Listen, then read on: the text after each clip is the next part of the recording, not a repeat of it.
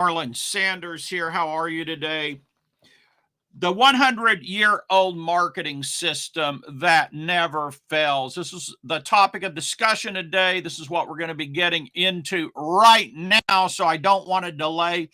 Let me get my little drawing pad up right here, and we're going to jump right into it. This whole marketing system was developed in actually pre-1800, and it just virtually never fails. So let's see if I'm able here to get a little drawing thing up. All right, let's see if I can get my pen up here. Should be able to. You know what? When you go live with these things, I don't know what it is about them, but sometimes they don't work. All right, so we've got that. So give me 1 second here, guys. Apologize for the delay. All right, we'll get this right. Let's see if this, okay, finally, I don't know why the delay, but here's the little marketing system. We're going to start over here with square one. And this square one is, this is our, what you would call your outreach content.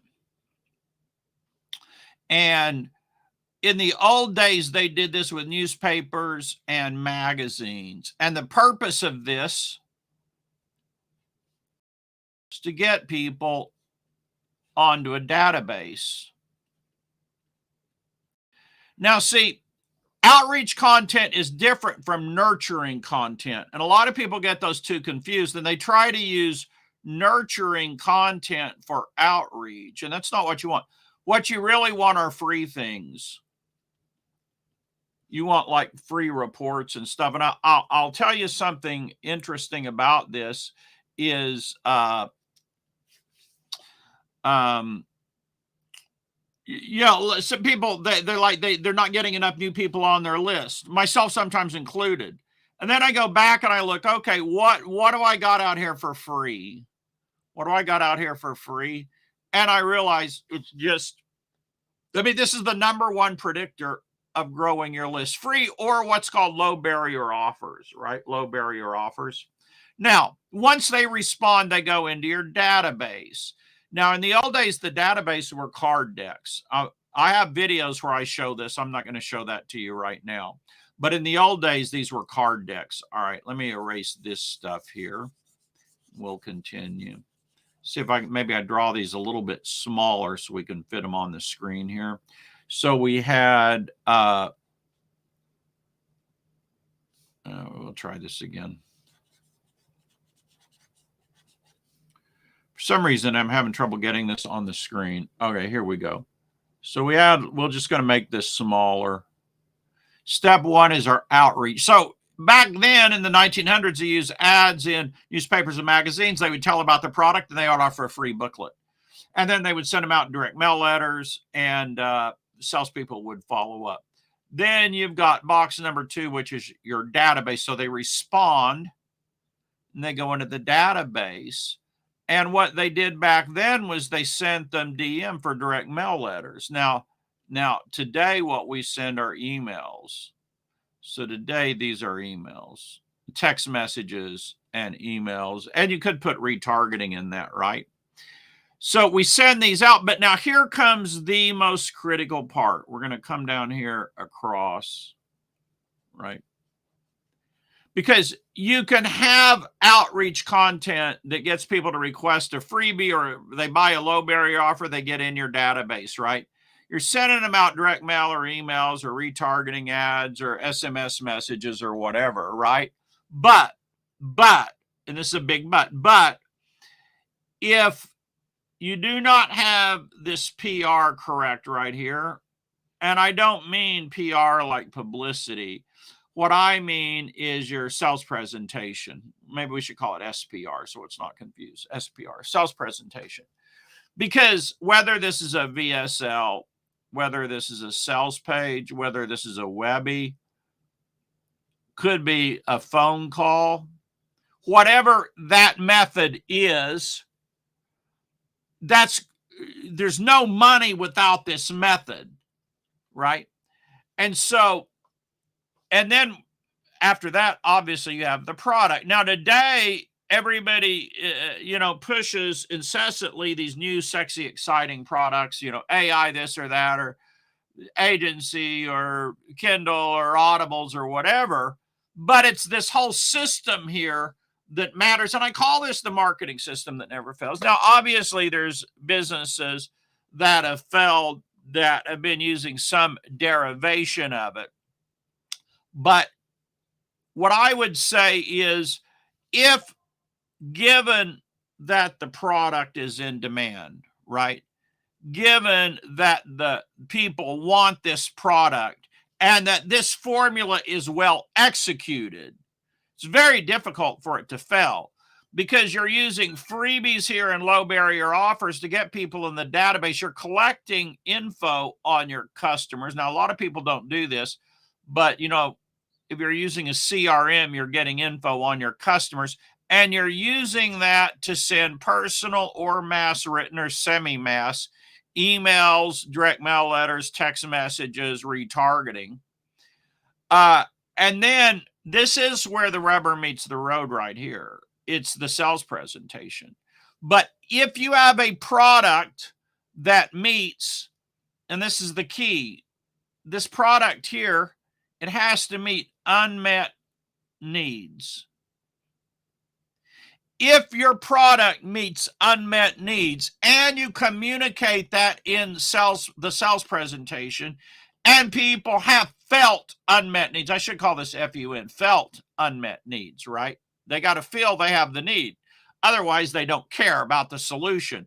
But if they feel they have an unmet need and you meet that and show them how your product or service meets that in your presentation, they should end up buying your product, right? Or a good percentage of them should end up buying your product. Really, logically, if they have the unmet needs are extremely relevant to them, and they have the money, why wouldn't they buy the product, right? Because unmet needs means other competitors aren't meeting those needs. You're the only one meeting those needs. If they have the unmet needs and they have the dollars, why is it that they would not be buying your product or service? Do you see how that formula works? So this whole little thing here, it's really powerful. It's like the formula that all the businesses that basically that this country were built on, was built on. It's like the formula that they all used. Now, I'll tell you what's interesting is, I guess I got to get rid of my stuff here. Hold on here. I got to get rid of my markings here. So give me 1 second. Let's see how we do that. We'll do this here. See if this works. Close. All right. Now I should be able to go over here and bring up Instagram and just kind of show you how this formula plays out over here on Instagram. So if we go on Instagram, right here we have somebody. They've got a little ad here, how to turn your stories into a selling machine. And you go down here and it's got, she has text. Let me bring this up on the screen. Sorry about that. Let me see if I can bring up my monitor right here. Okay, there we go. So this just came up on the screen, and she's talking about how to turn your stories into a selling machine. She has her text here that's talking about what presumably are unmet needs. And if you comment, you can get more info on it. So when you comment for more info, that's like responding to the newspaper ad or the magazine ad for the free booklet. Do you see how that works? So, I mean, this formula has been working since 1900. Now, they were masters at working their database back then. I mean, in a lot of ways, far better than we are today. I know we have the CRMs and they're really fancy and you can do a lot with them. But I think when you had to pay someone to manually write, or you had to do it your freaking self onto index cards and make notes and have tabs and different things, you really paid attention to that. Today, it automatically goes in the database, and half the time we forget about it. Maybe 80% of the time we forget it. So you got all these customers in there. We got all this data. Oh, that's just a CRM. I don't mess with that. That's too big of a hassle, right? So I think it's very different today than what it was back then. Now, if you want to pursue this more and learn more about this, go to fasttrack.club where you can join, and join us on Wednesday nights when we talk about all these things in depth. I also have my newsletter, trymmm.pro, where you can go there and get a free $1 trial of my newsletter. And I talk about these things also in my newsletter. So thank you for joining me today. I hope you enjoyed this.